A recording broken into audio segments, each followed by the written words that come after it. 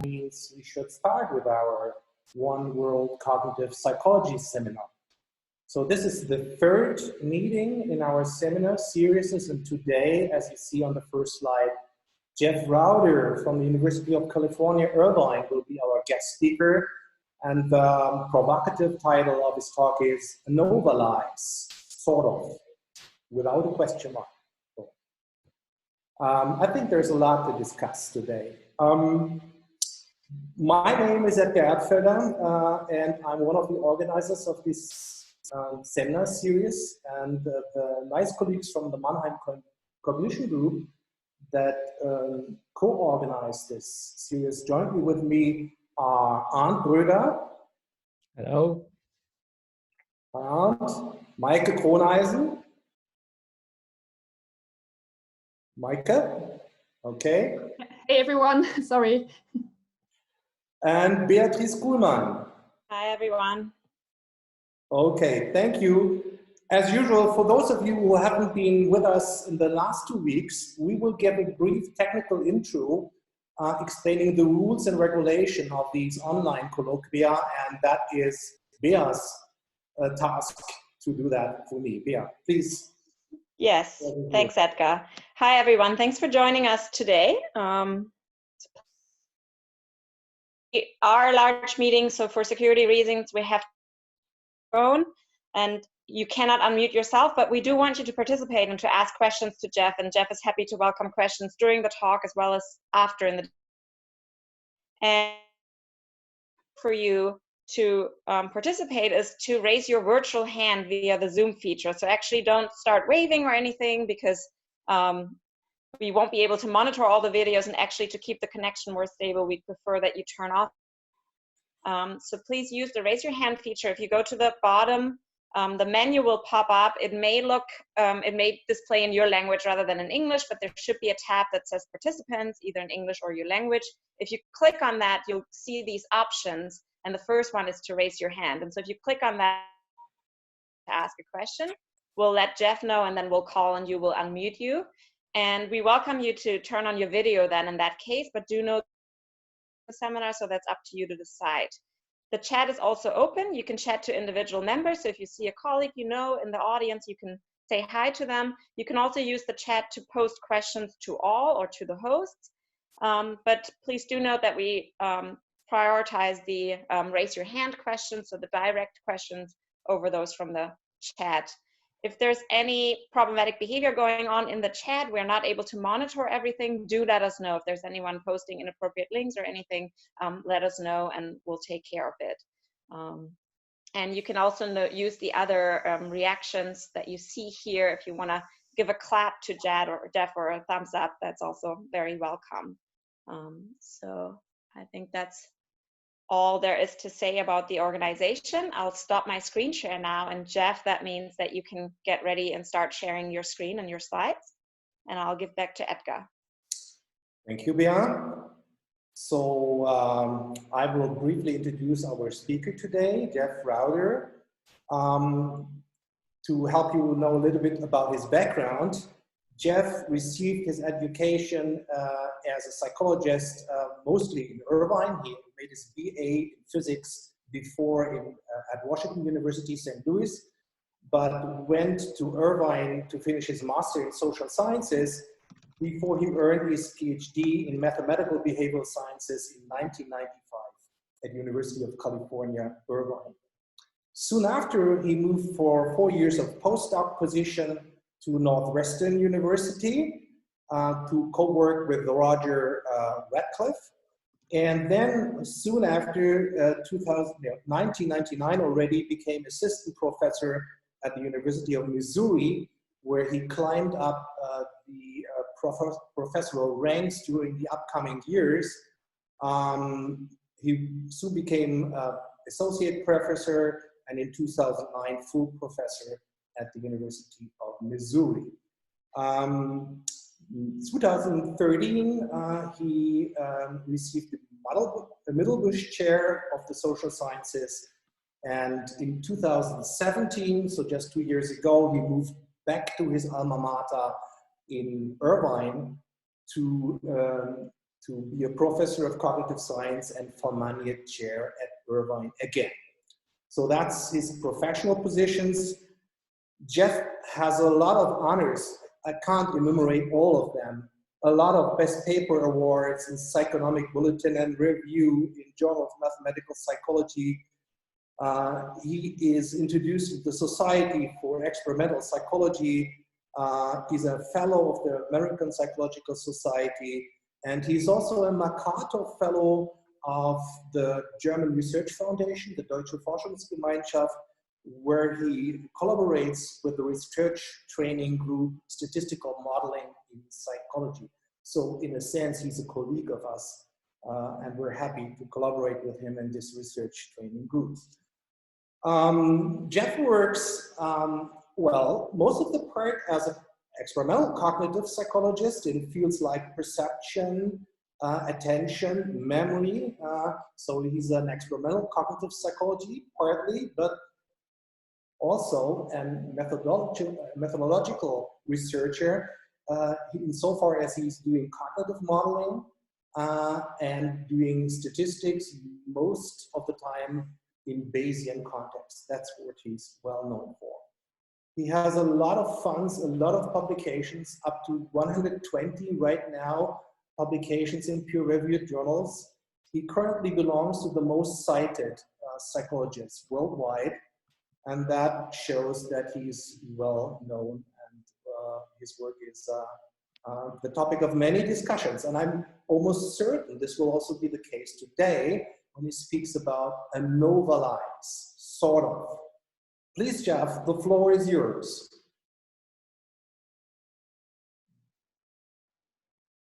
Unmute myself. All right. Can you all hear me, I guess? Yes. Yes. Excellent. All righty. So let me begin with my collaborators on this. Richard Morey's been a longstanding collaborator for well over a decade, almost two now. Julia Hoff was my most recent PhD student, has been incredibly invaluable in setting all this up. Paul Speckman has been my friend for about 20 years as a statistician at University of Missouri. And Johnny come lately is Martin Snurch, who's out here visiting. And we've been sheltering in place. California is actually a nice place just to hole up if you got to duck COVID crisis. I'm grateful to be here. There's a wonderful series, so thank you to the organizers. And here we go. So I'm going to start with a quote by Marx, and I have to move over some things here so I can read it, and it's not letting me move it. Let me move it down here. Let me see if I can do this. Excuse me. There we go. Hide the thumbnails. Apologize. All right. So Marx in 1852 was analyzing world history, and he has this really famous paragraph. And in my mind, it's the best of Marx. And I'm going to read it because I think it really applies to intellectual history as well as world history. It starts with, men make their own history, but they do not make it as they please. They do not make it under self-selected circumstances, but under circumstances existing already, given and transmitted from the past. Here's my favorite line. The tradition of all dead generations weighs like a nightmare on the brains of the living. And just as they seem to be occupied with revolutionizing themselves and things, creating something that did not exist before, precisely in such epochs of revolutionary crisis, they anxiously conjure up the spirits of the past to their service, borrowing from them names, battle slogans, and costumes in order to present this new scene in world history in time-honored disguise and borrowed language. And this, to me, kind of captures what happens with intellectual history. Just when you're about to do something new, you always go back to things that are old that you know, and these dead generations start weighing on you like a nightmare. I'm having trouble advancing. There we go. There we go. I can advance now. In 2005 or so, I got critiqued for not using Bayes factors in a paper. I used ANOVA and p-values, the whole bit, and one of the reviewers critiqued me. I'm a Bayesian, what am I doing? And I wrote back in the letter, you know, there are more people who are telling us to use Bayes factors than actually do it, because nobody really knows how to do it.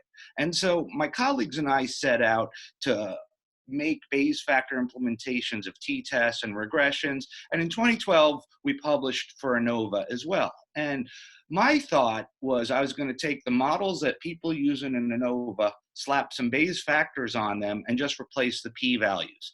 And so I really struggled hard to make these models fit exactly what people were doing in the field. And I realized slowly over the last 8 years that those dead generations of the ANOVA procedures had really affected what we had recommended, and I'm no longer comfortable with them. In fact, I'm no longer comfortable with the models that everybody uses for ANOVA.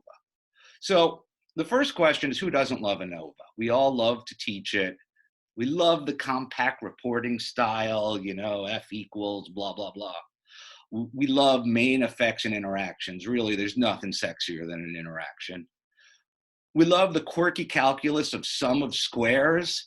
We even like to count the degrees of freedom, right? I mean, this is something we know well and we love and we enjoy, ANOVA.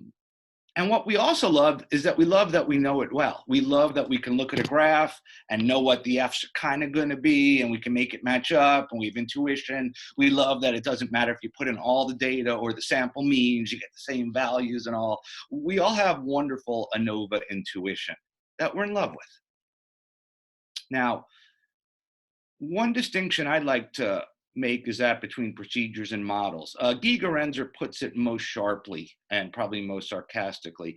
He writes, null hypothesis significance testing is an inconsistent hybrid of Fisherian and Neyman-Pearsonian ideas. In psychology, it has been practiced like ritual hand washing and sustained by wishful thinking about its utility. Now, I'm not going to take the same strong position Gigerenzer does, but I do want to draw attention to the difference between statistical models and procedures. And ANOVA is one lovely procedure. We use it procedurally. If I asked you to tell me the models that underlie it, I think most people would have a difficult time stating them. Before I go on and tell you what the models of ANOVA are, I just want to say something about what models are in general. And the way I think about models is expressed here. I think we start with substantive statements about the real world, and anything about the real world or the substantive world is in blue. And then what we do is we encode those statements into models. Once we're in the math world, the model world, we can do some inference. And then from that inference, we interpret that as statements about the real world, right? So model specification is about going from substantive statements in the real world to statistical models. Analysis refers from taking those statistical models and drawing inferences. And interpretation, then it's almost the inverse of specification, going back to the real world, all right? So let me just give you some examples of substantive statements. Maybe from working memory training transfer. Practicing one working memory tasks will increase performance in other related tasks. That's a substantive statement about the world. Weber's law is a substantive statement. The change in increment that you need to see a flash is proportional to the brightness of the background. Stroop, responses to congruent items should be are better than to incongruent ones. Again, a substantive statement, maybe a medical example is a drug is beneficial to all, but benefits women more than men. And what you could see in these substantive statements that each describes a constraint in the real world.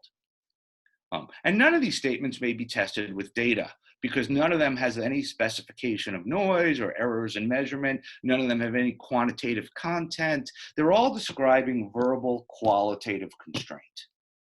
And I think that's appropriate. We need a level where it's just like that, a theoretical level. Models then take these substantive constraints and they connect them to data. And so models are proxies that capture theoretically interesting constraint in the substantive world, and then they lead to probability statements on observables. And that's what they do. They move from the substantive world into a world of numbers that we could then do analysis on. All right. Now, one of the interesting questions is who's best qualified to specify models? So specifications over here, and it's about going from the substantive world to the modeling world, right? And so who's best qualified to do that, right? And I would argue it's you. It's psychologists, it's experimental psychologists who are substantive experts in their domains. It's not statisticians, right? Statisticians don't have the background in memory, they don't have the background in perception, they don't have the background in decision making. You as the substantive people have this responsibility to say these substantive statements correspond to these models, and whatever constraints are in the real world are being captured in the models, right? Statisticians then can help you with the analysis and maybe the interpretation, but really the specification and interpretation are on you. You have to use your good judgment. And when we publish and do analysis, we have to be willing to defend our specifications. The thesis of this talk is that when you do ANOVA, the models that you're using, the models that underlie the ANOVA are poorly specified from a substantive point of view. They instantiate implausible constraints. I'm especially concerned with the interactions, and I'm especially concerned within subject designs.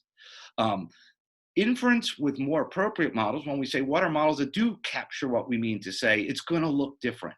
It's not going to meet our intuitions anymore, all right? Our intuitions then are going to be these dead generations weighing on us like nightmares. But the core of my argument is substantive. It relies on your good sense as a cognitive psychologist, not as a statistician, not for the math, not for anything like that. But when you do experiments in your labs, what makes sense? What are you trying to say? And I'd like you to judge this talk from a substantive point of view. And in doing so, we're going to have to beware the dead generations.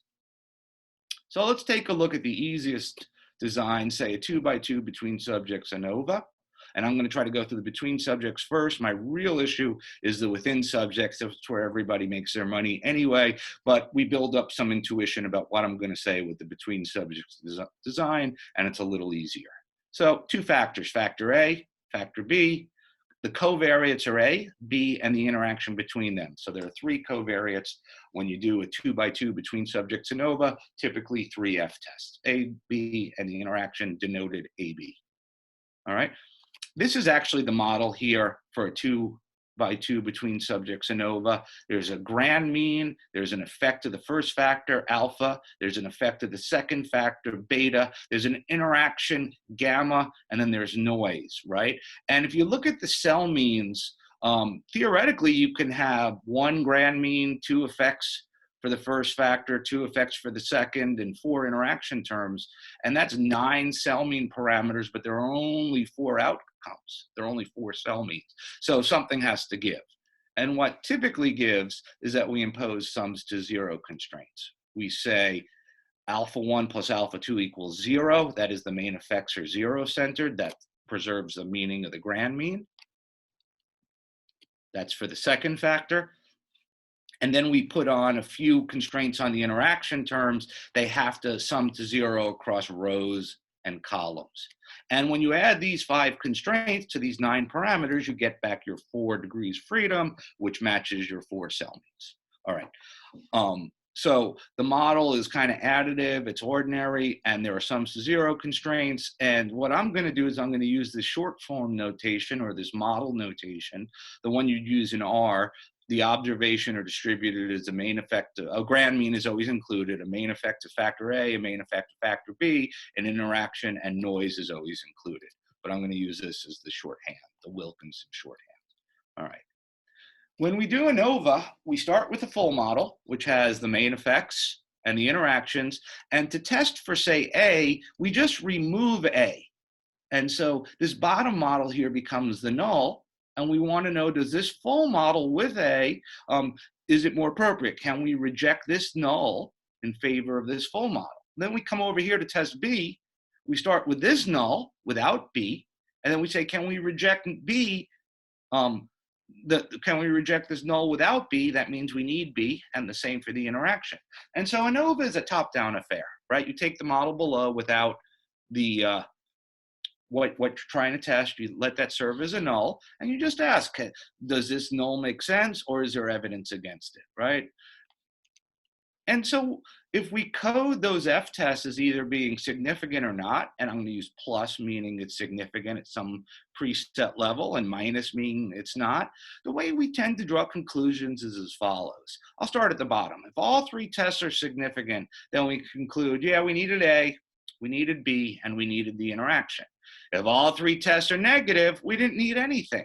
And so depending on what these three tests come up, we can get any one of these 8 models, right? So if the main effect of A is negative, not significant, the main effect of B is negative, not significant, and there's a significant interaction, we'd say there's a significant interaction. And this is kind of the model version of that interpretation. I hope this is all clear. It's so hard to do this without feedback from you.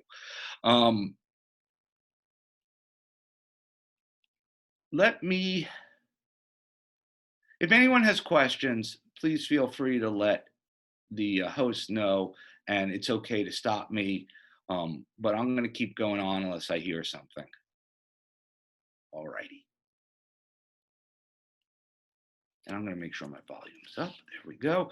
All right. So one of the questions you could ask about this is what happens if there was no true effect in the data, right? And one of the nice things is most of the time you end up with this model, and you might occasionally end up with one that's more complicated, but the more complicated the model, the less the chance you end up with it. And this pattern of falling off with complexity is a good thing, right? And we tend to not worry about correcting with multiple tests in ANOVA because they're all orthogonal, and I'm not throwing any stones here. I just want to point out this notion that as the models become more complex, under the null, you're less likely to conclude one. And this is just desirable overall. Good job. All right. One of the problems I have is that interactions are modeled as just another kind of main effect. It's just another covariate, right? And what I'm going to refer to, one of the reasons I don't like this, one of the reasons I think this is a mistake, is what I'm going to call the coincidental levels problem. And the argument I'm going to make is not new. It actually comes out of statistics. It's been made before. I just don't think it's been appreciated at all. So this is, suppose we're nutrition scientists, we work for a company, we make ice cream. Ice cream is one of my favorite things. And we'd like to know how much fat and how much sugar to add to our ice cream. So we have a factorial design here that has levels of low fat and high fat and low sugar and high sugar, and then we offer people some of our ice cream concoctions, one of these 4 ice creams, and we say, how much money are you willing to pay for this? You make me an offer now, and if it's high enough, I'll let you walk home with it. And we find the following. When the ice cream has low fat, the low sugar is more desirable. High sugar just tastes too sweet. It's like a kid's popsicle or something. When we have high fat, high sugar is more desirable. Low sugar just tastes too bland, right? And so you see here a perfect crossover interaction where the fat and the sugar kind of have to balance, right? And so you might be tempted to conclude there's an interaction and no main effects here, all right? Now, what I'm going to argue is the lack of main effects is always spurious, that none of this ever comes out perfect. So what I have here is a graph of how much money somebody might be willing to pay as a function of continuous quantities of sugar and continuous quantities of fat. And in our experiment, we needed to pick 2 fat levels, one to call low and one to call high, and the same for sugar. And so here are those levels. I've picked them at 4 and 6. Right? Whatever, grams per whatever, right? And you can see they perfectly balance so that this value is the same as that value, and this value over here is the same as that value. That's what makes the perfect interaction, is that these levels are perfectly chosen, right? But if I don't know this graph underneath, the odds that I pick these perfect levels is nil. Right? Even if I just move one level, so I've just moved out the sugar content to make it a little more sweet, right? I've now lost all that balance.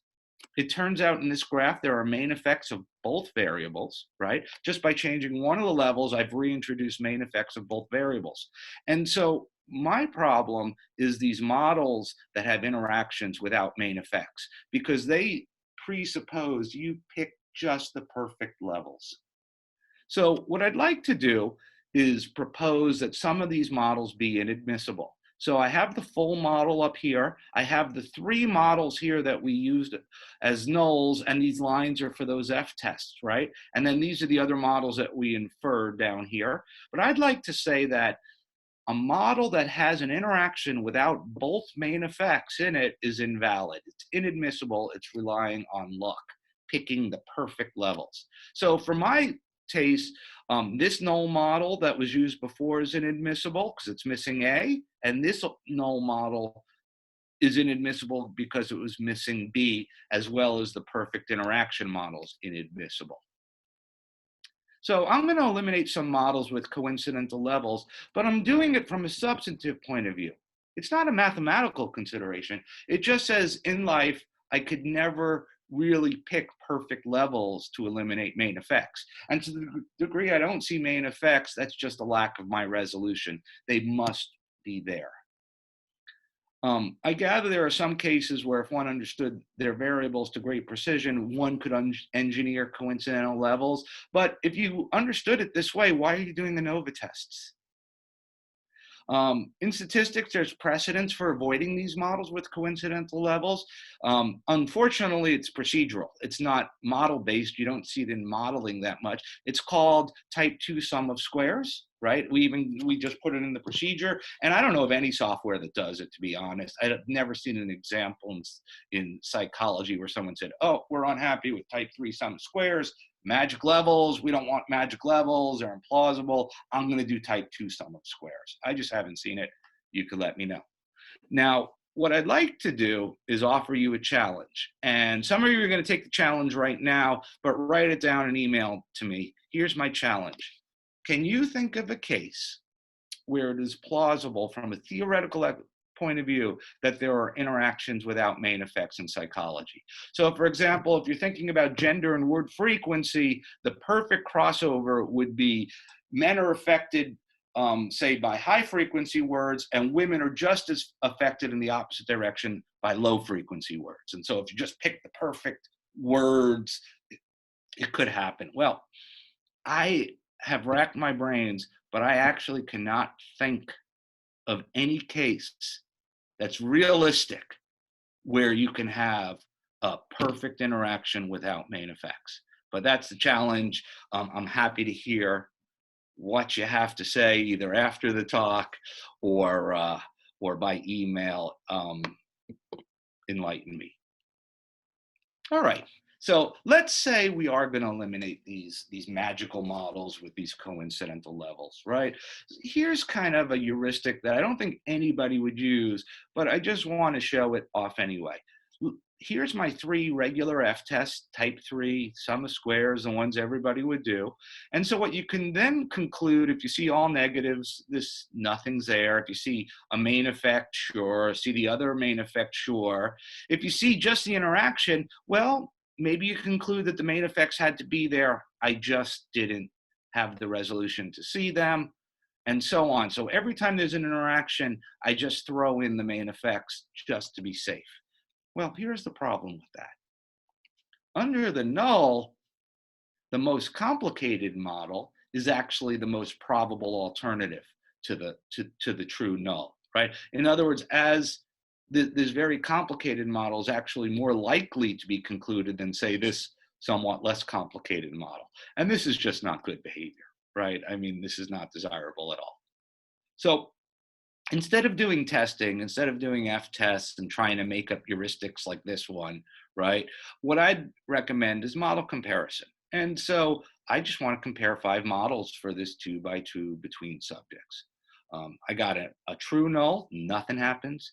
A main effective A, only A, main effective B, only B, an additive model, and an interaction. And gone are the ones that have coincidental levels. Now, this talk, I'm going to do a lot of Bayes factors, but it's at its core not a Bayesian talk. It's a talk about model specification, right? And so you can do model comparison as you wish. And what I'm going to do is I'm going to carry AIC and BIC, and I'm also going to carry Bayes factors for this example. And so I'm just going to show you all 3. All right, so let's make up some data. Well, here's the data. It's two factors, A and B, low and high. And I actually engineered this data so that the F for A is 1, the F for B is 1, and the F for the interaction is right at 0.05. It's 4, right? T of 2, right? So I'll go back to the data. You look at it, you say, yeah, there's a hint of interaction, and indeed, there's a hint of an interaction, all right? It's engineered data, but I engineered it pretty well. Okay, now let's do model comparison. When I do AIC, I look for a difference of about 2. And if I use the inadmissible models, if I used all 8 models, the winning models here have an interaction, right? And they're, even this, oh, I missed, the sims didn't come out. I apologize. I missed this. It should be Y sim, Y sim, Y sim. But Y is either the null, A, B, A plus B, all 3. And then here are the inadmissible models because they have those coincidental levels, just the A-B interaction, A plus the interaction, we're missing B, and here we're missing A. And if you look at AIC, if you include them all, the interaction model wins, and it's even 2 points better than any model without an interaction, right? Even more. So the interaction's there according to AIC if you use inadmissible models.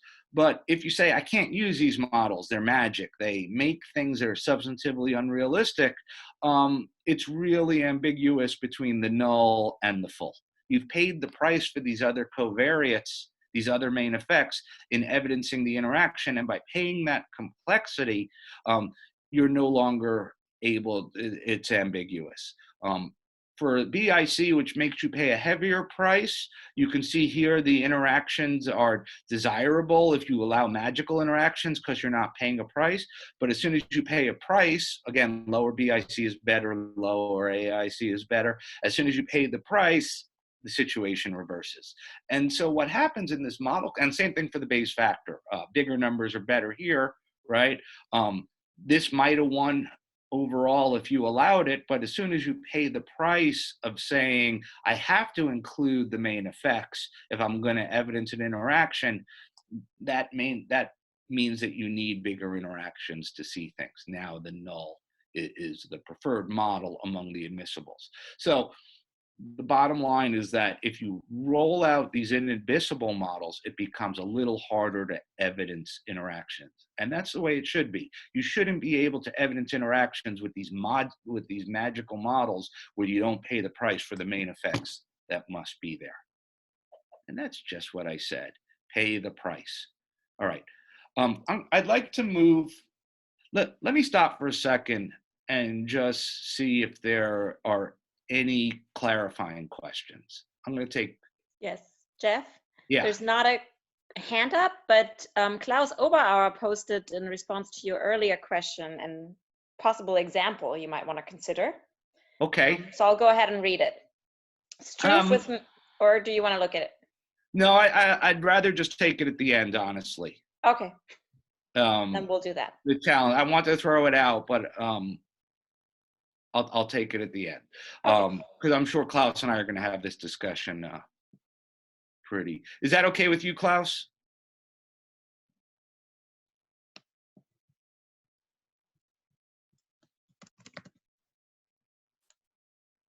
I can't see anybody anyway, so. Yeah, I'm sure it's fine with him. Okay, I'll take it at the end though. But I think. And there's been lots of thumbs up and people following along, so just know the audience is engaged. All right, so what I'm going to do now is I'm going to go on to within subject designs, all right? And again, we're going to have I'm going to just have a case where there are just 2 conditions, 1 factor, right? And so the stimuli are either congruent or incongruent. So if it's a Stroop task, you know, you got the words with the same color and the same meaning, or different colors, the meaning and color are different, right? Just 2 conditions, 1 factor. And many people. So a bunch of people, and many trials per person per condition. A bunch of people see a ton of trials in the congruent, a ton of trials in the incongruent. Just your ordinary Stroop task, say, or any other priming task, or any other type of regular psychology task with 1 factor, 2 groups, 2 levels. And when you have a design like this, you really only have one question. In this case, is there a congruency effect? Is there a priming effect? Is there a memory effect? Is there an attention effect? Is there an effect? You just got one question, right? Because there's no interactions that you're modeling. You just have two experimental conditions, congruent and congruent treatment control. All right, the model looks almost the same.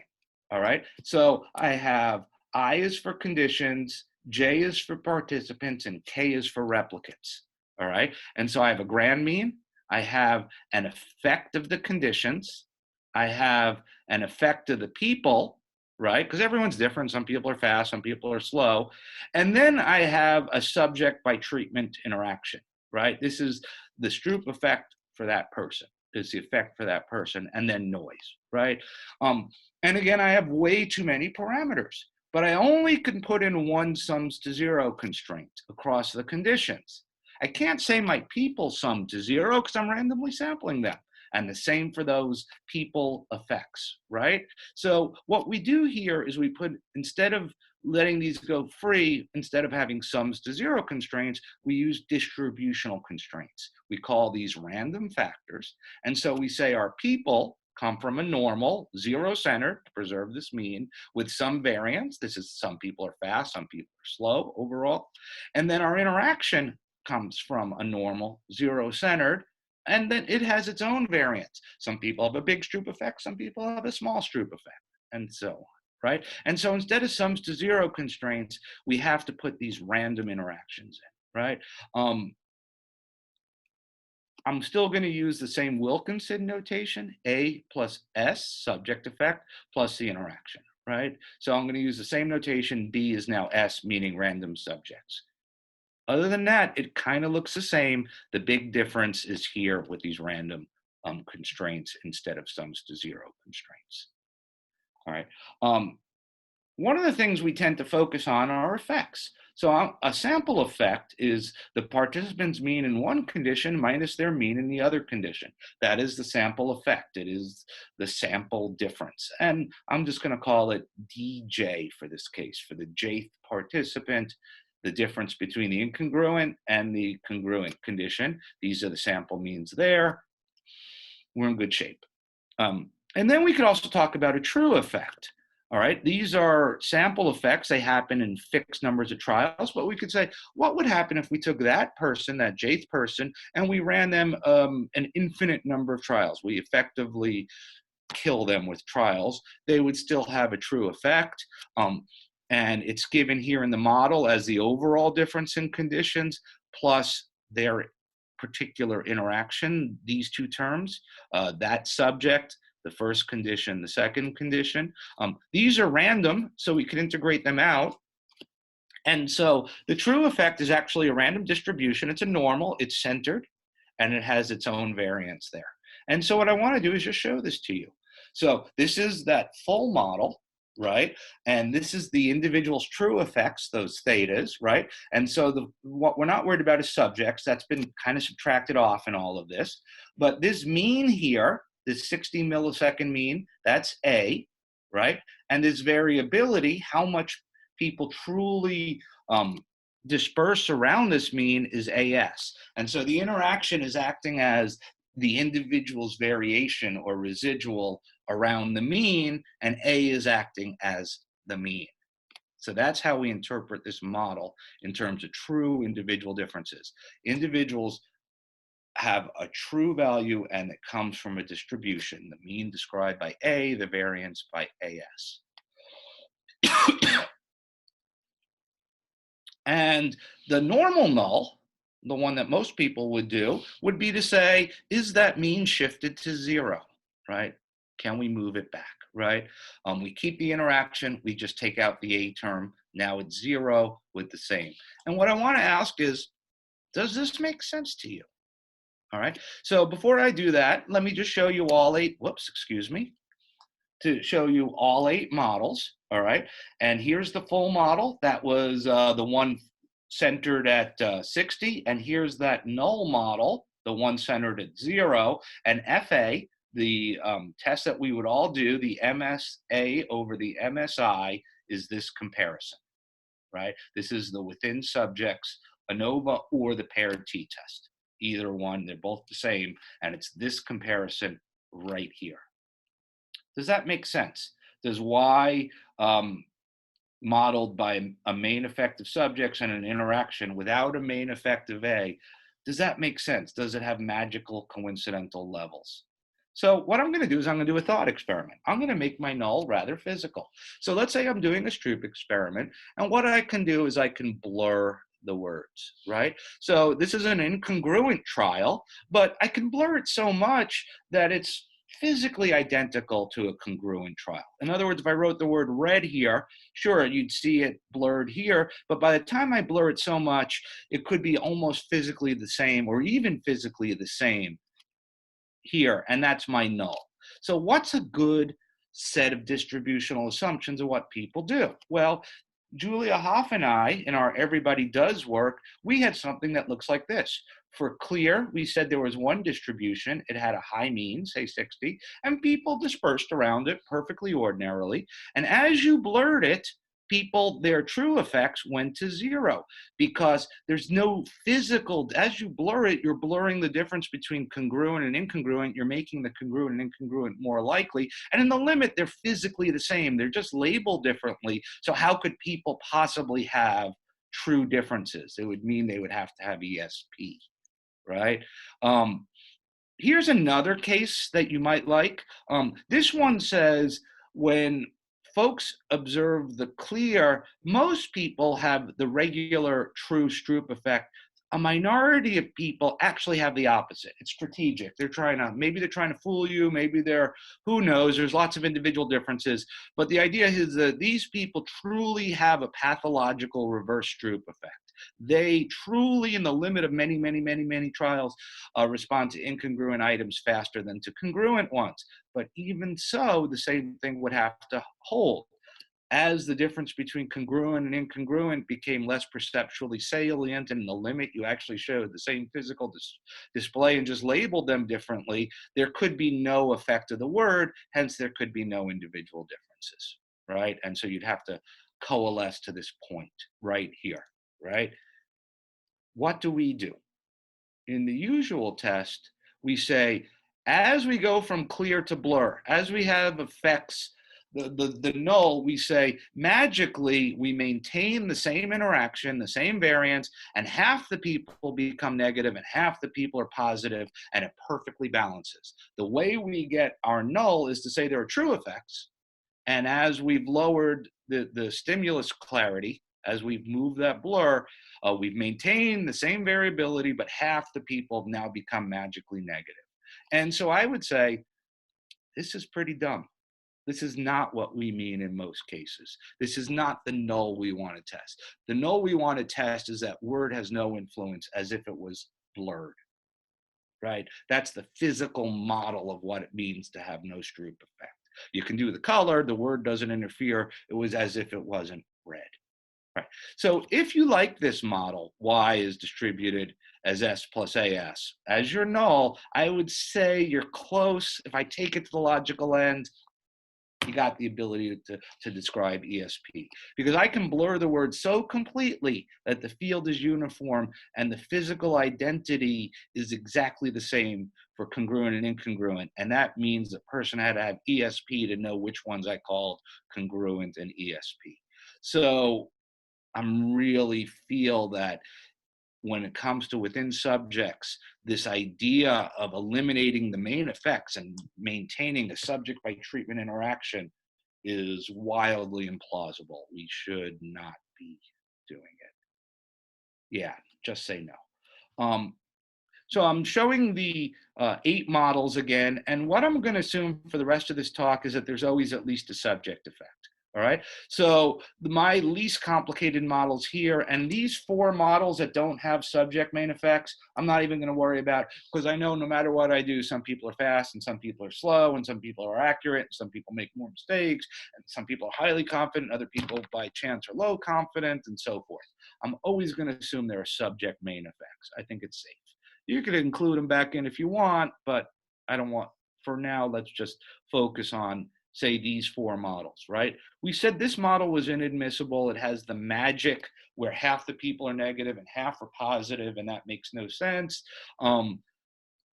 What Maury and I decided to do, and really it's me, I'd like to take the fault for this because I don't believe in it anymore, and I think Maury has tried to convince me of likewise things, is we said, let's forget about subject by treatment interactions. We'll use this as a null. There's a subject effect. And if there's really a condition effect, it'll come up as a main effect. And we don't have to worry about subject by treatment interactions because A, they tend to be small, and B, they cloud the interpretation, especially in a normal model. It implies that some people have to be negative. And we just felt that people wouldn't have the sophistication to properly interpret it. And to kind of save you from yourself, we decided to just exclude it from the package. And I think that was a mistake. And the real reason I actually excluded it from the package, or I argued, was that I knew if we included these interactions, we wouldn't see main effects as readily. And I wanted people to use the Bayes factor, and I didn't want them to come up with null results all the time that they didn't understand. So that was kind of the dead generations. I wanted it to match what you did when you did regular ANOVA. All right. Now, if I'm going to eliminate this model here, what I'm really eliminating is the paired t-test for this case. I'm saying you can't go and get the sample means and the congruent and the sample means and the incongruent for each person, and you can't do a t-test. I'm saying that's an irrational thing to do.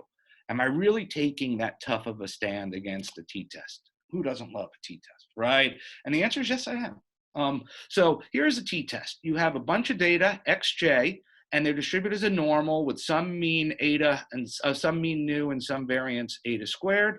And under the null, you say that hypothetical mean is 0, and that's what you're going to test, right? Well, and then the key quantity is that you interpret that goes into the t-test is eta over nu, nature's effect size. All right. Well, let's use the sample effects. We know how they're distributed. So there they are. xj is now dj is now the difference in sample means. But we know from before, from the model, they're distributed this way. dj, if you write it out, is a normal. It's centered around the true effect, and it has 2 sources of variance. One is from the people, the true interactions, and the other is the within subject trial variability from the sigma squared on the EIJKs, right? So the mean is good. That's what we expect, the difference between the 2 conditions. And the variance is difficult to interpret. What is this? It's a combination of 2 totally different sources of variance. Between subjects variability, how different are people truly? And then something that has to do with the number of trials and trial noises, right?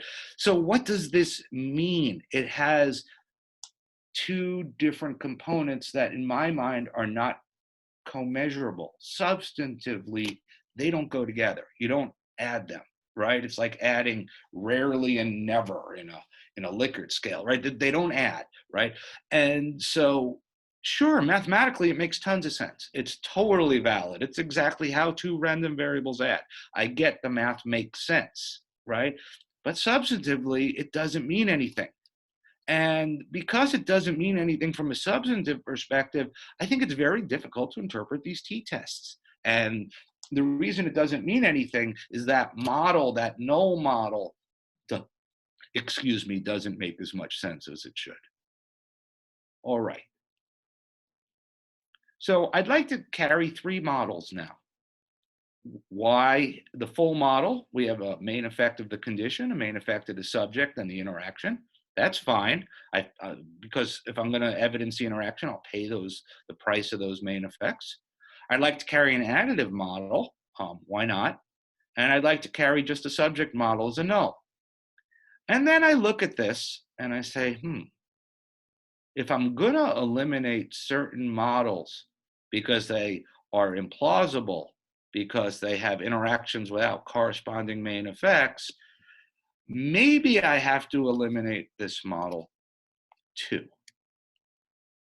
So here is this model. Y is distributed as A plus S. Here's my null. It would be a spike here, no problem there. But how do I feel about a model that says everybody has the same 60 millisecond true Stroop effect? Now, if it was true, great, it would be Rouder's constant. And I always wanted a constant named after me. But the odds that there's a constant out there is pretty low. And so maybe this model is also no longer plausible. Maybe we should pay the price of human variability. Maybe we should only carry 2 models. All right. So here are the 8 models again, and now I've shaded out, made inadmissible the middle 2, right? And the only 2 I have left are these 2. And all right, maybe I've convinced you that's a good thing. Let's go look at some data. One last complication. We have to decide how we're going to model the interaction. And we actually have one of 3 choices. We could either have the random interaction that I said before. We could impose some sums to 0 constraints for orthogonality if we wish, or we can do what's called a Cornfield-Tukey interaction. And let me just show you all 3 of these graphically. All right, so this is the random, and let's say we had 5 people in 2 conditions. We would have 10 parameters. We'd have an interaction term for every person for every condition. These would come from a common distribution. Great. If it was fixed, what we would do is we'd eliminate 6 of these by sums to 0. If we knew this one, we get that one for free. If we know this one, we get that one for free. And because we have rows and columns summing to 0, we could also eliminate that one. And then come Cornfield and Tukey, and they say, if your condition is fixed, why not fix it across people why not just impose the sums to 0 across one dimension and not across the other? Have 5 parameters. Say the person's effect in one condition is perfectly balanced by the effect in the other, and so on. And we found out without knowing it when we were doing work with Julia in the Does Everybody, we adopted this parameterization implicitly, and it's always been built into the Bayes factor package. So I'm just going to carry these 3. No sums to 0s constraints, everything's done by distributions, all sums to 0s constraints, or we get sums to 0s constraints only in one dimension and the other dimension has the distribution in the interaction. That's the Cornfield-Tukey idea. Okay, let's look at some data. This data here is Stroop data that I made up, and these are the individuals' observed differences. This is the box plot of it. The 0 is right about here. It's the true mean is above 0, but if you look at this, there's not a whole lot going on. And the reason there's not a whole lot going on is when I generated the data, I actually generated it with a fair amount of trial noise and a fair amount of individual variability. There's a pretty strong subject by treatment interaction here. All right.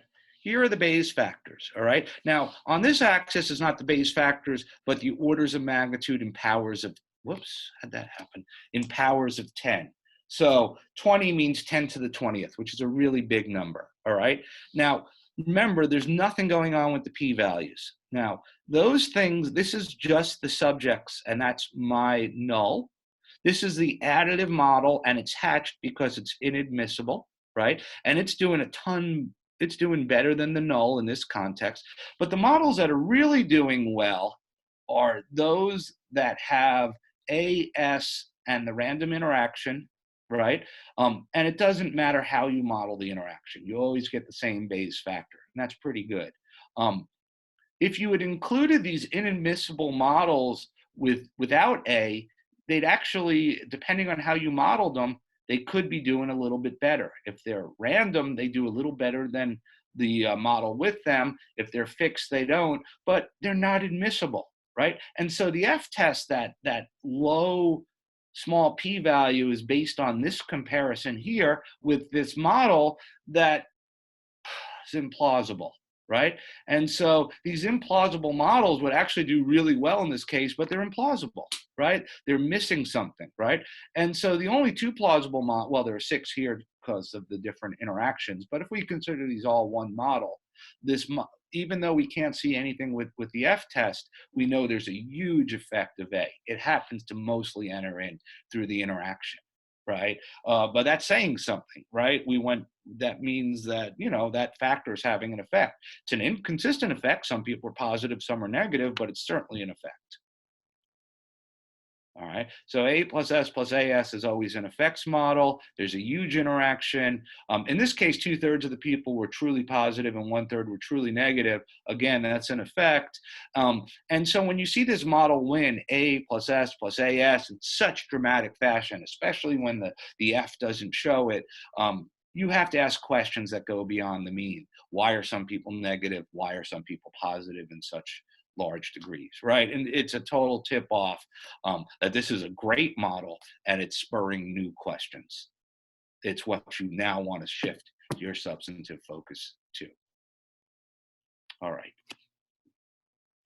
Let's take a look at scenario 2. The axis has changed here from -50. These are smaller overall. Now what you see is that there's a whole lot less variability. I kept the same trial noise and I eliminated almost all of the interaction. So people basically have a constant 30 millisecond effect. And now I detect it strongly, absolutely detect it strongly. Now let's go look what Bayes factors does. Well, here's my null, S. Here's my inadmissible model that has a constant effect, S plus A, right? And again, it's a model that I'm not sure I believe. It says there's a Stroop constant, right?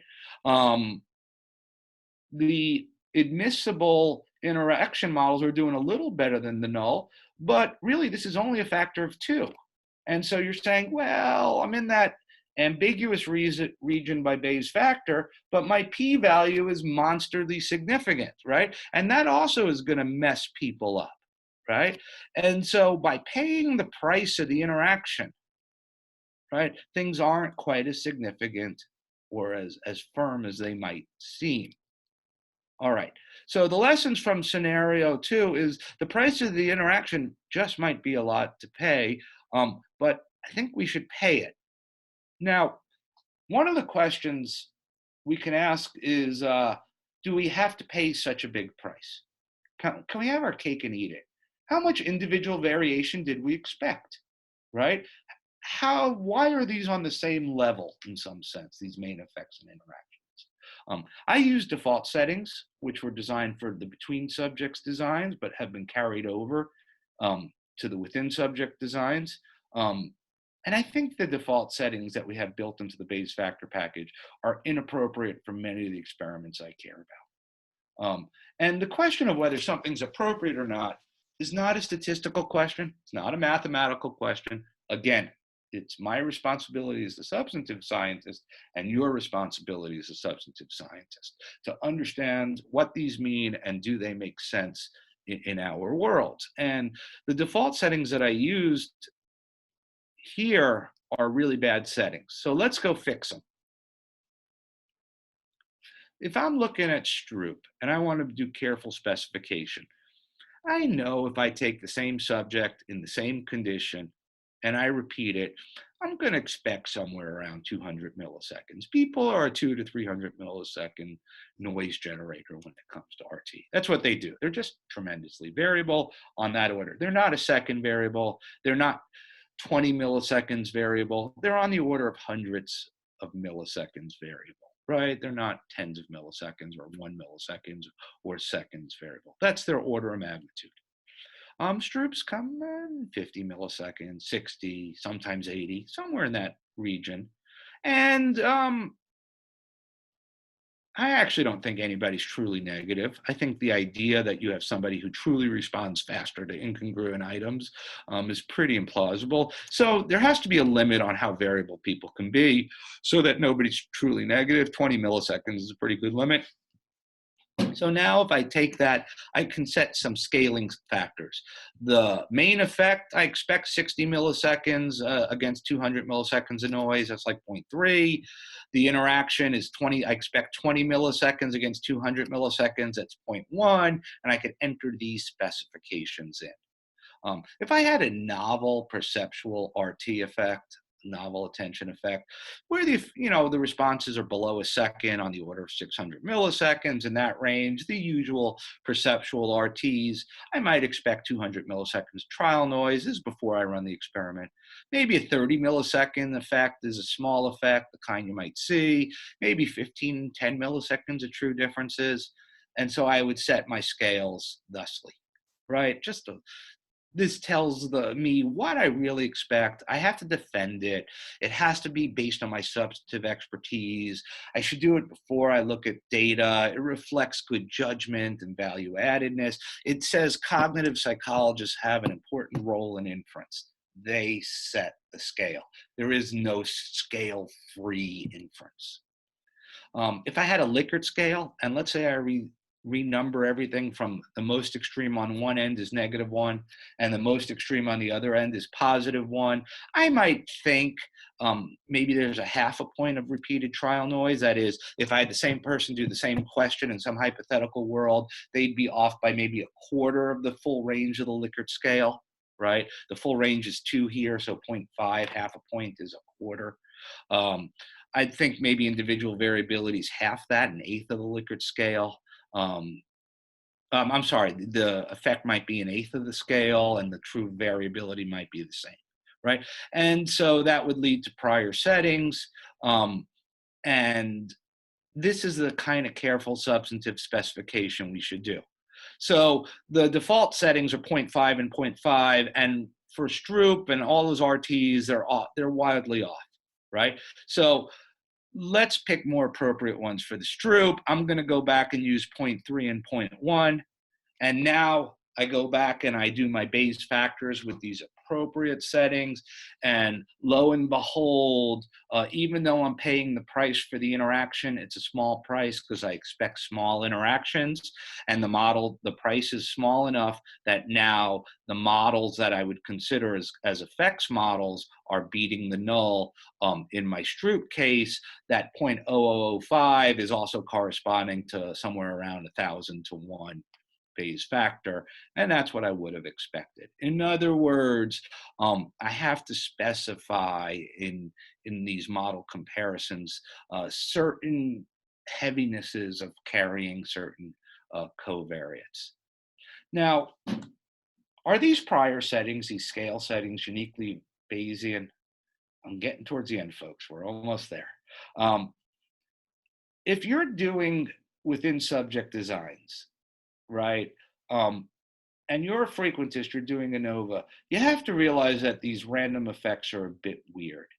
They're not parameters because they have distributions. This constraint, where you take out the sums to zero constraint, you put in a distributional constraint, and you do this as frequentists, it's called random effects. You don't have parameters then because they have distributions. And parameters, if you're frequentist, are fixed and unknown and don't have distributions. That's kind of the definition. But they're not data because you don't get to see them, right? They're latent. They're latent data. They're a third category. They're not data. They're not parameters. We call them latent data or latent variables, and we have to integrate them out. If you're a frequentist, whenever you do the analysis, you have to integrate them out to get to parameters. And doing so, to integrating them out, means that you have to say something about how variable they are. You don't get away from this problem, right? You must set the variability to integrate out the random effects. And so that's called regularization. And whenever we do regularization, whether it's with Ridge or anything, we always have tuning parameters, even in the frequentist. Now, we can kind of make a procedure for setting them, which is kind of what we do. And it's kind of equivalent to empirical Bayes. And we can say, is that a good procedure or not? But that's a procedural element. It's not part of the model. From the modeling perspective, you have to set this variability. How you do it's a different question. All right. The fact that we have to have these settings, these things that vary, really strikes people oddly. And I think if you think this is a problem, that's dead generations weighing on your brain, right? That's this tradition that we've inherited that I think is preventing us from revolutionizing our world. Can different people have different settings? Yes, there's no problem. They might even reach different conclusions. The point is that any of these settings have to be justified, and they have to be justified by mine and your expertise, our substantive expertise. We can't go over to the statistics department and say, set this for me, please, right? We're responsible for that. We're doing the experiments. We're doing the interpretation. I think for almost any of these settings, there's probably a range of reasonable settings, and then there are a whole bunch of unreasonable settings. So if I was setting the size of a Stroop effect relative to the variability in repeated trials, I say 60 to 200, that's 0.3. Maybe I'd go up as high as 0.6, maybe as low as 0.15, double and half, and I'd say, you know, within that range would be reasonable. That seems like good ideas. And then what I can do is I could rerun my model comparisons at the extremes of reasonableness. And if the conclusions are all the same, great.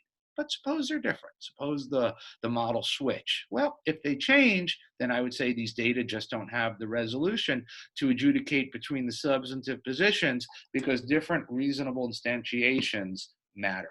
Right? And so you can always check kind of the range of reasonableness. Again, what's reasonable is substantive. What's the range is substantive. It's the argument you have to make. So for Likert scales, if I think factor A is 1/8 of the scale, I might check from a 16th to a quarter. We tend to half and double just to make sure. Do the conclusions change? If not, we're done. We've kind of said across all reasonable ranges of this setting, we feel confident. If they do, we say the data just don't provide us the resolution. That's life.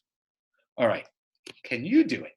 So now maybe I've convinced you to rule out these two models. We're not interested in these four. We got two left. Pay the price. If we want to know about A, we got to pay the price of carrying the interaction, right? And then if we want to compare it, we can't use any magical models. We got to go all the way down to this subject model, which means this is a pretty big price. It turns out you can do it in the Bayes factor package, but you can't do it in ANOVA BF. We said in ANOVA BF, we weren't going to entertain subject by treatment interactions for interpretability, and because we heard dead generations weighing on my brain, and that was my mishigash and my mistake. I'm kind of to blame for that. But the Bayes factor package has lots of things, and if you're good at specifying design matrices, you can use a back-end function called NY ANOVA. And there's also two easier ways. One is LMBF will allow you to specify the interaction. And that's for one model at a time. And if you want to do many models, use general test BF. So what I'm saying here and now publicly is ANOVA BF probably is good in certain situations. It's probably pretty darn good for fixed effects. I think if I was doing repeated measures within subject designs, I think the fact that it doesn't include that interaction, unless you just want to say that interaction is really small, I don't care. I'd probably, as general usage, find it easier to defend general test BF. Let me just finish up with some good and bad news. Let's start with the bad news. You have to pay to play. You got to specify these things, and it's substantive, but you got to pay. The idea that you may think statistics is objective or F-test, that is dead generations weighing on you. Beware of them. Now the good news, the payment is in what you know best, your substantive knowledge and your substantive expertise, and it's your chance to add value. All right, you're the best position to pay. Right? When you do your research, you know it better than anybody else in the world, right? You have a certain authority to be judicious in setting what are these reasonable ranges. All right, let me wrap it up. I want to cue the music here. I hope you all can hear it. Let me go get it setting because I do need some music.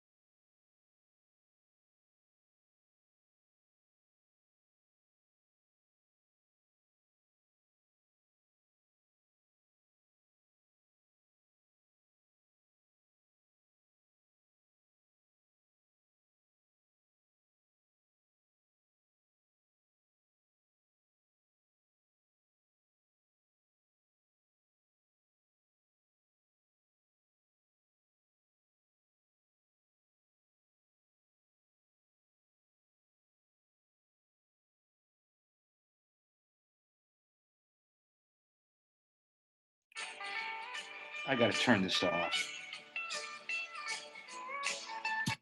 All right, my volume's up. Hello, hello? Yes. Okay, so that's the Thank you, tough. Jeff. I'm not sharing my screen anymore. Oh, wait a minute. You There's one want to show the thing. raise your hand? Of course, and I had it built in. Let There me go is a share. question whether you'll be releasing a soundtrack. Yeah, of course. I have it here. Hold on. Let me just share my screen. I apologize. And I had one more thing. Raise your hand virtually. There we go. I apologize. So we'll give people a minute. I don't know if Klaus Oberer wants to ask his question directly, or we still have it in the chat otherwise. There's some clap chats coming in. So All right. I'm going to let the moderators do this. Can I stop sharing my screen? sure, but you might want it for Okay, a I'll share. question. So Oh, I know what I got to do. If I bring up this, I can see everybody. That's what I did. I just brought up my thumbnails. Okay. okay, and there is actually a hand up. So I will call on Julie Kotz. I'll turn your audio on, and you can ask your question. If you want, you can turn on your video too. Your audio is on now. Okay, can you hear me? Yes, I can. Okay, great. So first of all, of course, thank you for your great talk. I have one question because so you talked about ANOVAs, and of course ANOVAs are a specific type of mixed models, but I was wondering whether a lot of these things you were saying also apply to mixed models, and should I, for example, always have the random slope for my effects in that? Well, you know, again, I think these questions are absolutely worth asking, but I think the answer is context dependent. I think it depends on your application. The answer, the specification of the model is a substantive consideration. There are lots of models we can specify. Whether it makes sense in your case is as important as what theories you chose, how you chose to operationalize variables, how you pose the question. This is part and parcel of the everyday grind of science. It's not special. It can't be packed up and shipped out to experts. You're the expert. Sorry. It's a lot of responsibility, but it's the way it is. You can't put these statisticians up on pedestals and say, oh, specify my model for me. It's your responsibility. So I can't tell you to use a random slope or not, but I can encourage you to think about it. Does that help? When we, you know, one of the things I haven't discussed is continuous covariates, regression, right? I've done this only for ANOVA. And the continuous covariates are a little different in as much as you have another source of variability to kind of link to and think about. And that is how much natural variability is there in my covariate. So if I'm measuring weight, I would want to tie that slope. That slope is in a metric unit, right? It has something to do with kilograms or pounds. And depending if I'm using kilograms or pounds, that might affect how I set these units, right? In ANOVA, we don't have that. It's categorical. And so we have to link things a little more carefully.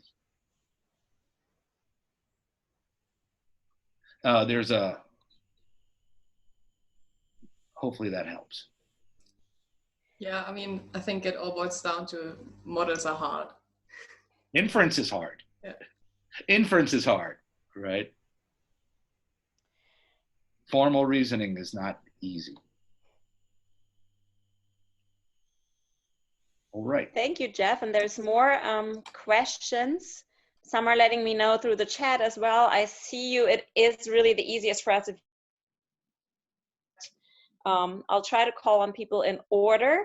So let me search for you. Jeffrey Starnes has a question. So Jeff, I'm turning your audio on. Thanks. Yeah. Hey, Jeff. Great talk. Hey, Jeff. Yeah, thank you. So given your ending there, I'm just curious to get your thoughts on how we should be teaching undergraduate statistics. So I teach undergrad stats, and what I teach is actually almost exclusively model specification, right? I teach them big boy, or I shouldn't be so sexist, adult notation, where I teach what a random variable is. I teach the tilde is distributed as. We go over a few distributions, but almost exclusively the normal. And then I make them draw out models, right? What's your mind's eye sketch of a t-test? What's your mind's eye sketch of regression? They got to do that on tests. I do everything out of R squared as a unified effect size measure, whether it's t-tests or ANOVA. So I don't teach T's, I don't teach Z's, I don't teach F's. All I teach is R squared and BIC for model comparison. Right? So you but don't do Bayesian. What? No, not Bayesian. No, I don't teach. Well, BIC is an entry into Bayesian in many ways, but I teach the BIC out of sum squared error. So everything is about how much variance did I count for, what price did I pay, right? How do I conceptualize a model? What's my mind eye view? So they can draw the models, they can draw different things about the models, they can give a chalk talk about what ANOVA is, what's the difference between an interaction and a main effect at the distributional level. They shift congruently, in translation, they shift differently, right? And that's how I teach, but I don't teach Fs, I don't teach sum of squares, I don't teach p-values. Interesting. I teach model specification, a little bit of analysis through a unified approach, strictly R squared, variance accounted for. What does it mean? And BIC as a way of balancing variance and complexity. Cool. Thank you. All right. Thanks for the question. Yeah. And Edgar is signaling that he has a question. So we'll call on Edgar next. Okay. Thanks a lot, Jeff, for this very stimulating talk. I have a very simple question going back to the beginning of your talk. Okay. The 2x2 design. So your basic claim was that models with interactions that don't have main effects are always spurious. That makes sense. Models with interactions without corresponding main effects are magical. Yeah. I would, yeah, I mean, you might be able to think of perfectly good substantive cases where they make sense. I just can't, and for common use, I wouldn't recommend it.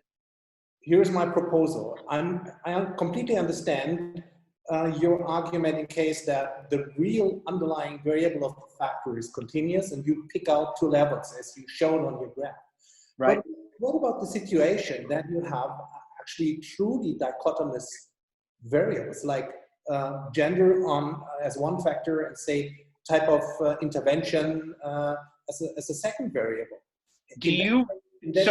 So you really believe that one intervention affects men and the other intervention, and then the effect is exactly the same and opposite for women? Well, it's possible. It's conceivable. It's a possible state of the world, isn't it?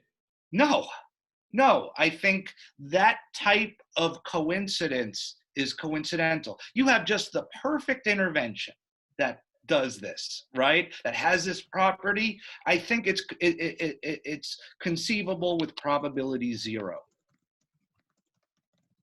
Like any point hypothesis, right? I mean, yeah.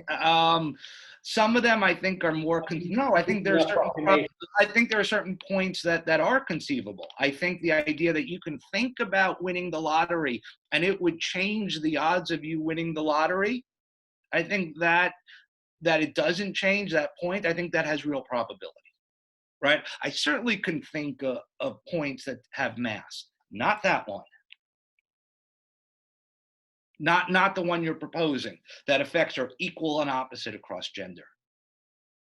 It just seems substantively far-fetched that you could pick the perfect interaction. Okay, I could have arguments against it, but maybe we should go on with the long. Yeah, but the point is simple. This is a substantive argument, not a mathematical argument. We could agree on that. And it matters. And it matters, right? These substantive considerations have to enter into our analysis. We have to be responsible for them. We agree on that, right? We agree on that. It's a substantive issue and not not a Right. statistical one. Right, right. Okay, Okay, I have 4 people in queue for questions.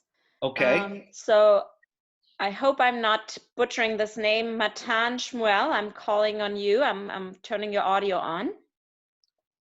Hi, Matan. Hi, Jeff. Actually, my question is kind of a follow-up to what Edgar said. You have supported Bayes factors, and that's been criticized often on the basis that point nulls are almost always wrong.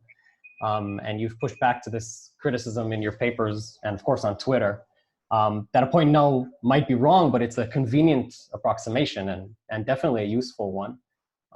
But here you seem to suggest otherwise, that models that are a priori unlikely shouldn't be used. But I'd like to maybe give an example and hear what you think. For example, in a model, if I compare a model where subjects can vary in their effect without a main effect to a model where subjects vary in their effect and there is that main effect across subjects, then if I don't see a difference there, then that would teach me at least, or suggest that the variation between subjects is so large that the effect is otherwise like doesn't add anything substantial. I don't know if that's true, though, because what you're doing is your null is so complicated, and the difference between your null and your effects model is fairly, it's just one parameter, that you're not paying the appropriate price. In other words, in other words, I'm not sure that substantive interpretation is true. Now, honestly, I probably have to think about it, and so I'm going to defer a little. But we could play around. I appreciate your point. I think the call for Bayes factors is not whether the null hypothesis is true or not. Honestly, I don't care what models, in some sense, you specify. The Bayes factor is orthogonal to the specification, right? Right. People can critique Bayes factors based on a point null if they wish. You make it a little fatter, I don't care. And in that sense, if you want to say, my null has this variability specification and my effects have that specification, I'm perfectly fine with that.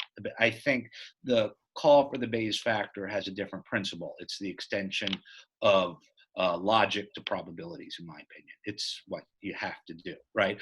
And it just falls out of the math, right?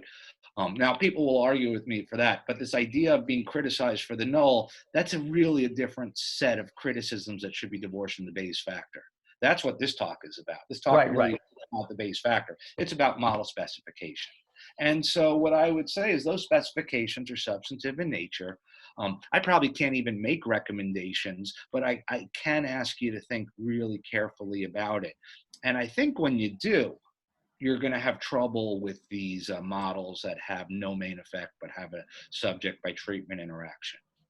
They feel fanciful to me. I don't know. Yeah, but my question is, are they not a good approximation? Are they not useful comparison? I don't know that they are. I'm not sure they are because what the comparison is not realistic. If there was no subject by treatment interaction, right? Let's say that's what we did. We just said, let's take them out. We'll take them out of that's what we did in ANOVA BF. We did what you were saying, right? We just said, kind of screw it. We're not going to be interested in subject by treatment interactions. We'll at least get a good null. We'll have a simple alternative. They're only differed by one parameter. It makes sense with what people are expecting the models to do and so forth, those dead generations. And that's kind of what we did in 2012, right? We did almost what you're saying, right? And I've had to sit in that soup for kind of 8 years mulling it over. What did I do? Am I sure? And I've become less and less comfortable with it, to be totally honest. I think that's exactly what we did in ANOVA BF, which you can do, Yeah. Yep. Thanks. Yep. Okay, and next I'm unmuting Nathan, who has his hand up. So Nathan, it's your turn. Oh, there we go. Is my video on? Yep, there we go. Hey, Jeff. Nathan, how you doing, Nathan? Good, What how are continent are you on? Pardon? What continent are you on? Still Europe for the time being. Ah. Still alive though. So my question is, so I like the talk. It was good overall, but it almost kind of bridging with the last couple of questions. It seemed like your point was we should move away from what's implausible, right? Whereas I think others would criticize you for convenient things like, for example, a normal distribution on RTs, right? So I guess my point is that when do we get off the crazy train and go, all right, these are good enough assumptions to make, even though they're implausible, they're just convenient enough, and when should we keep going to Very make... good question. So let me give you a really good rule of thumb. When things are common in all the models that you have in your set of comparisons, they barely matter. They drop out. They're not that important. Sure, at the edges, what have you, but there's wide, robust to that type of misspecification, right? So whether you use a normal here or an ex-Gaussian, it's not going to matter, but for nothing. But when the differences are amongst the models you're comparing, the models define the comparisons, and it's not common in both, then it's critical. And so having this feel for these specifications are really what I'm testing. It's the difference between these specifications that are the contrast of structure in my data versus not is really important. And one of the things I always go back to is something like the subway map, right? If I want to compare two subway maps of a city, right? And one of them is in different colors than the other, but everything else is the same, I don't care. But if they have different orderings, I do care, right? And so some things are not critical because it's not the structure and the data we're interested in. It's not theoretically important. In this case, we're interested in the condition effect, not the shape of the distribution, and so on, right? And so I think there is a rationality. It's all not just the same train. Okay. Yeah, that's a good point. I agree. Thank you. Okay, and next I'll unmute Klaus Oberauer. Klaus, you can ask your question now. Oh, Klaus, I'm scared of you. No, you're not. You're my foil here. I'm nervous. Yeah, I just want to come back to this issue of interaction without main effects. Yes. I think we went over this before, Jeff. I want to bring up my little Stroop example because it illustrates something that I learned from Reinhold Kliegel, that with many ANOVA-like or experimental designs, it's pretty arbitrary what you code as the main effects and what you code as the interaction. Right? Mm-hmm. So with a Stroop, you could say, okay, the word meaning and the print color, these are my main effects, and the congruency effect, which I'm really interested in, that's the interaction. Right. But of course, you could also code it as saying, I have a main effect of the print color and of the congruency, and then the interaction is my word meaning, right? Right. In which case, what used to be the interaction is now a main effect and vice versa. Right. So from that point of view, I don't see why you're saying you can, you are willing to consider a model with the two main effects without the interaction, but you're not considering a model with one main effect, one interaction, but not the other main effect, right? Right. So what's the main effect? But what's the main effect and what's the interaction has to do with the contrast you're trying to draw, right? And so it's defined implicitly. And in the context of that, so we're going back to the between subjects case, right? Whichever way you do it, you have this worry that you're not relying on perfect coincidences. And as long as you're willing to address that worry, I'm happy. The worry is still substantive, that you pay the price for things that you know in this setup must be going on, even if you can't detect them, because to not pay the price means admitting magic and coincidences and ESP into your life. That's my main concern. And I think in any case, you can adopt that substantive concern to the modeling at hand. And I'm begging people to do so as part of good science, as part of their responsibility of being careful. Substantive sciences means being careful with model specification. That's my main message. You can't outsource it. So that means that advice to not consider a model with an interaction but without a main effect is also dependent on the content it has. That's right. It has to be context dependent. The argument is substantive. All right. I'm fine with that. Okay. Okay, and Jeff, we have a last raised hand by Paul Birkner. So I'll mute Paul, and it's your turn now. Hey, Jeff. Thanks for the interesting. Thank you. Thank you for all your work here. Thank you. So I have a question about how we pay the price. So I agree with you that we have to pay the price of the complexity somehow.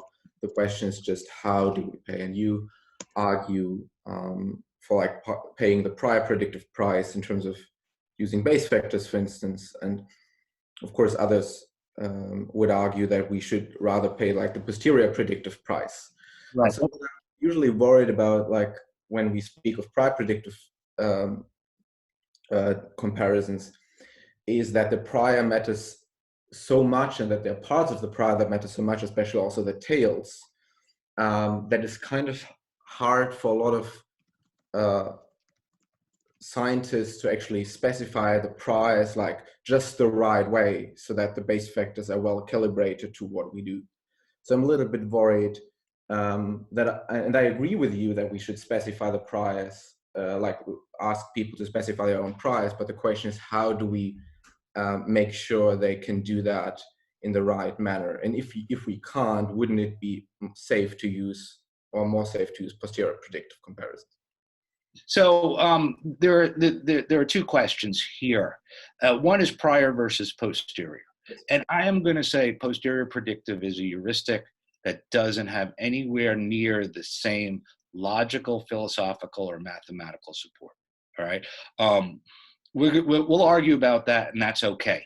I can make up all sorts of cases where posterior predictive make no sense, right? And the real easy one is with inequality constraints. You have a lot of data, and any inequality constraint holds. You get the same posteriors under both models, and you have no basis, even though one model took much less risk than another in predicting it. That's a different story. I don't want to confuse prior predictive, posterior predictive. The main message here is it's substantive, and these are substantive considerations. If you want to use DIC or WAIC or LOO, fine. I think it's a mistake, but that's not my talk here. It's a different talk, all right? It's still about model specification as being the responsibility of a substantive researcher and not a statistical researcher. All right. In that vein, I think specifying the priors aren't that hard. I think we do have substantive knowledge. I think we can say what's reasonable, and we can test for certain ranges. Do things make sense within ranges as a way of having some safeguard? And I actually don't find it that hard at all as a student of this.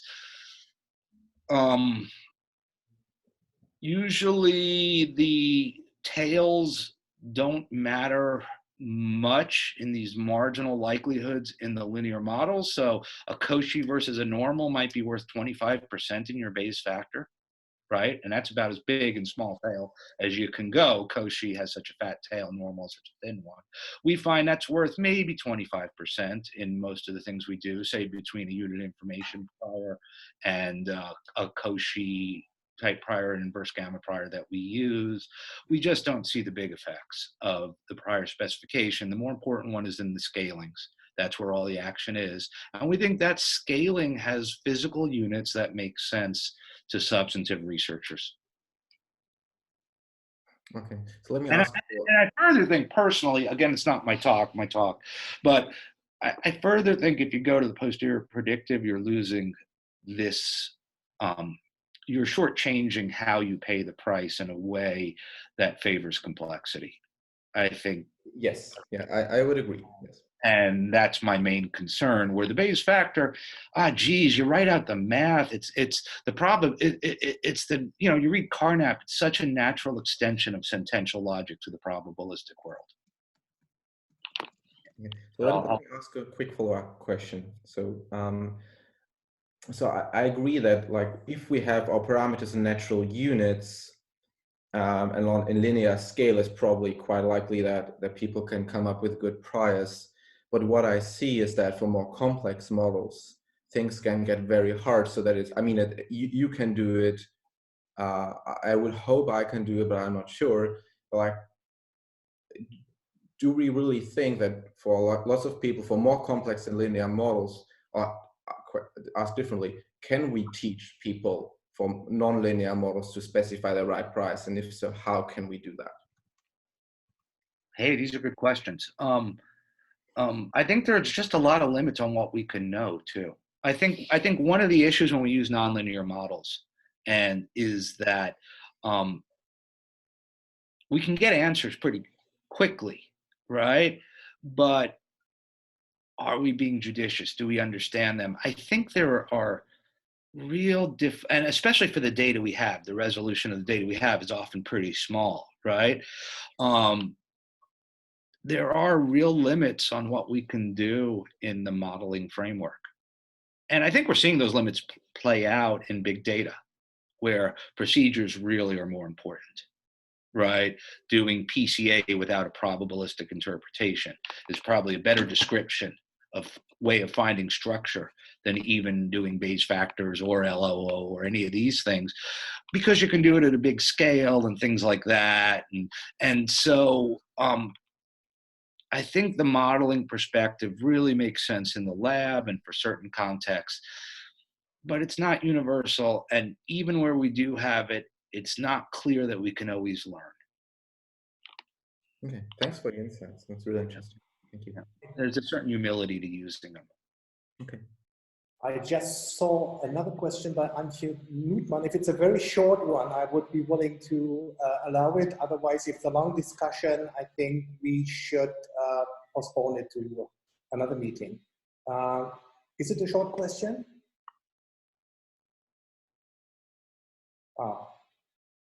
Yeah, you're now unmuted, Antje Nutman. Is it a short question? Yes, it's a comment rather than a question. Okay. So this topic of the talk really resonated with me, because I spent a lot of time thinking about how to specify my statistical models. But like the first woman who asked a question, I'm using mixed models, and I freely admit I've never done a Bayesian analysis in my life. So in the back of my head, I was thinking, can I address some of the things he'd said by using mixed models? And I think Julie, her name was, she was probably thinking the same. And I have a little response to that.